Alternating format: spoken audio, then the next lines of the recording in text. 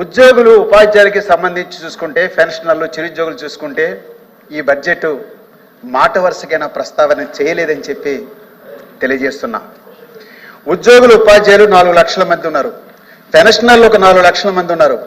Contract ఉద్యోగులు 1 లక్ష మంది ఉన్నారు. అవుట్సోర్సింగ్ ఉద్యోగులు 2 లక్షల మంది ఉన్నారు. స్కీముల్లో పనిచేసేవాడు 4 లక్షల మంది ఉన్నారు. మొత్తం 15 లక్షల మంది కూడా ప్రజల్లో భాగమని చెప్పి చెప్పదలిచింది. వీళ్ళ గురించి ఈ బడ్జెట్లో మాట వరుస కూడా ఏం ప్రస్తావన లేదు. గత ప్రభుత్వం కూడా ఉద్యోగులను చాలా మోసం చేసింది.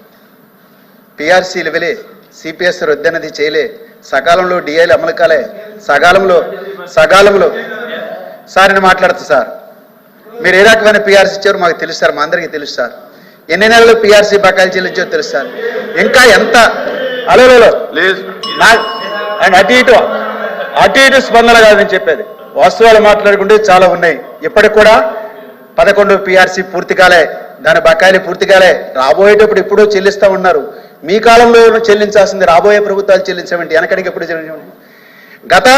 గత జేఏసీ సమావేశానికి మార్చి నెలలో జేఏసీ సమావేశానికి 35,000 కోట్ల బకాయి ఉందని చెప్పి గత ప్రభుత్వమే చెప్పింది. 35,000 కోట్ల బకాయి ఉన్నదని చెప్పి గత ప్రభుత్వమే చెప్పింది. మొత్తం అన్నీ కలిపి పిఆర్సీ కావచ్చు, డిఏలు కావచ్చు, లేకుంటే ఏపీజేఏలు కావచ్చు, పిఎఫ్లు కావచ్చు, సరెండర్లు కావచ్చు, మొత్తం ఇవన్నీ 35,000 కోట్లు బకాయిలు అని చెప్పింది. తర్వాత ఎన్నికల సందర్భంగా కొంత చెల్లించారు. ఈవేళ చూసుకుంటే ఇంకా 22,000 కోట్ల పైబడి ఈ బకాయిలు ఉన్నాయని చెప్పి ఈవేళ మేము చెప్తున్నటువంటి పరిస్థితి ఉంది. అలాగే ప్రస్తుతం 12వ పిఆర్సీ ఊసి కూడా ఈ బడ్జెట్లో లేకుండా ఉందని చెప్పి తెలియజేస్తా ఉన్నాం. ఆ రకంగా చూసుకున్నట్లయితే ఈ ప్రభుత్వం కూడా ఈ 12 లక్షల మంది ఉద్యోగులకు సంబంధించి మాట వరుసకు ప్రస్తావించలేదు. అట్లాగే పోలీసులకు సంబంధించి ఇందాక మా లక్ష్మణరావు చెప్పాడు, మూడు సరెండర్లు పెట్టుకుంటారు, వాళ్ళు చెల్లించట్లేదు, సంవత్సరం నుంచి ట్రాన్స్పోర్ట్ ఛార్జెస్ ఉన్నాయి, చెల్లించట్లేదని చెప్పి వాళ్ళు ఆందోళన చెందుతున్నటువంటి పరిస్థితి ఉందని చెప్పి మీ ద్వారా తెలియజేస్తుంది. గత ప్రభుత్వం సిపిఎస్ని జీపీఎస్గా మార్చింది. ఈ ప్రభుత్వం ఏం చెప్పింది, ఎన్నికల సందర్భంగా మెరుగైనటువంటి పద్ధతిలో మారుస్తామని చెప్పి ఉంటుంది. అంటే ఓపీఎస్లోకి వస్తారా, సిపిఎస్ జీపీఎస్ కాకుండా ఇంకోటి వస్తారా, అలా మీరు ఏం చేయదలిచింది మొత్తం ఈ ఉద్యోగులందరికీ అనేది కూడా ఈ బడ్జెట్లో మాట వరుస కూడా ప్రస్తావన లేదని చెప్పదలిచింది.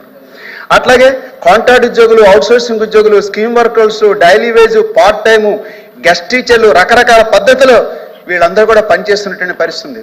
వీళ్ళకి కనీస వేతనాలు కూడా అమలు చేయటం లేదు. పైగా డిఏలు కూడా ఇవ్వటం లేదు.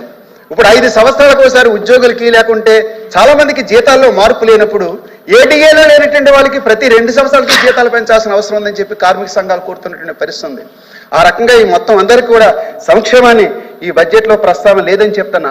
5 సంవత్సరాలు, 7 సంవత్సరాలు, 10 సంవత్సరాలు కూడా జీతాల్లో మార్పు లేనటువంటి పరిస్థితి ఉందని చెప్తున్నా. కానీ మీ ప్రభుత్వాలు ఏమో రోజు రోజుకి ధరలు పెంచుతూ ఉన్నాయి. ధరలు పెంచి వేతనాలు పెరగకపోతే వాళ్ళ జీతాలు తగ్గినట్లుగా చూడాలి. పెరగడం కాదు, యథాతథంగా ఉంటుంది కాదు, తగ్గినట్లుగా చూడాల్సినటువంటి అవసరం ఉందని చెప్పి కూడా మేము అర్థం చేసుకోవాలని చెప్పి నేను చెప్తా ఉన్నాం. అట్లాగే కాంట్రాక్ట్ ఉద్యోగుల రెగ్యులరేషన్ గత ప్రభుత్వంలో కొంత మేరకు చేశారు. మిగిలిన మెడికల్ హెల్త్లో జరిగింది. మిగిలినటువంటి అనేక డిపార్ట్మెంట్స్లు ఉన్నాయి. ప్రభుత్వం ఎవరైనా ఒక హామీ ఇచ్చిన తర్వాత అది ఉద్యోగులకి మేలు జరుగుతుందని చెప్పి అనుకున్నప్పుడు ఆ మిగిలినటువంటి ఉద్యోగులందరినీ కూడా రెగ్యులర్ చేసేటువంటి విధానం కూడా ఈ బడ్జెట్లో లేదు. దాని మీద కూడా స్పష్టం చేయాలని చెప్పి అంటున్నా.